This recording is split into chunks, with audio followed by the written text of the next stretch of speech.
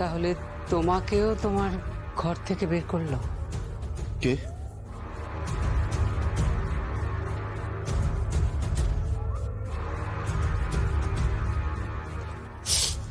আপনি?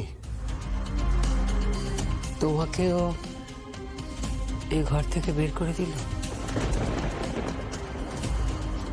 ও ও কাউকে এই বাড়িতে রাখবে না?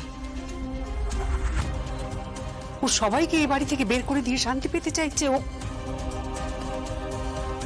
না না, খুব অন্যায় করছে, খুব অন্যায় করছে স্বয়ম্ভু, খুব অন্যায় করছে। তুমি ওকে ক্ষমা করো না, কিন্তু একদম ক্ষমা করবে না ওকে। আমি তোমাকে বলছি তুমি এই ঘর ছেড়ে যাবে না, তুমি এই ঘর ছেড়ে যাবে না স্বয়ম্ভু।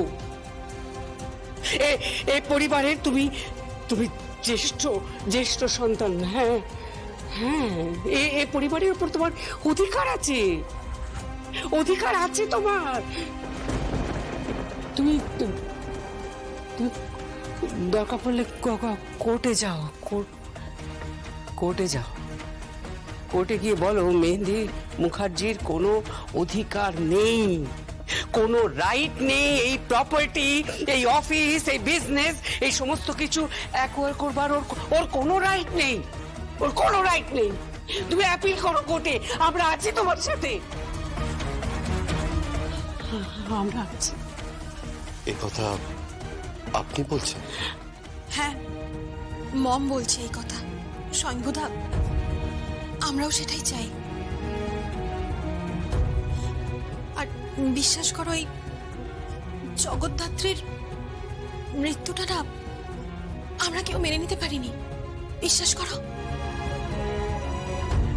আরে মেহেন্দি কি করছে বলো তো? হ্যাঁ, ও কি করছে? এটা ও যা করছে সেটা তো অকল্পনীয়। বাড়ির সবাইকে ওর টেনে কোটে নিয়ে গেছে। ও ইনফ্যাক্ট বড়দি, বড় জেঠিমণি, আমার ড্যাড, কাউকে ছাড়িনি, কাউকে না। আমি তোমাকে বলছি তুমি। হ্যাঁ হ্যাঁ বাবা, তুমি সামনে থাকো। দেখো, তুমি তো এই পরিবারের বড় ছেলে। হ্যাঁ হ্যাঁ, আইনি ভাবে তুমি তো বড় ছেলে। আমাদের নিয়ে ছেলে খেলা হচ্ছে স্বয়ম্ভু।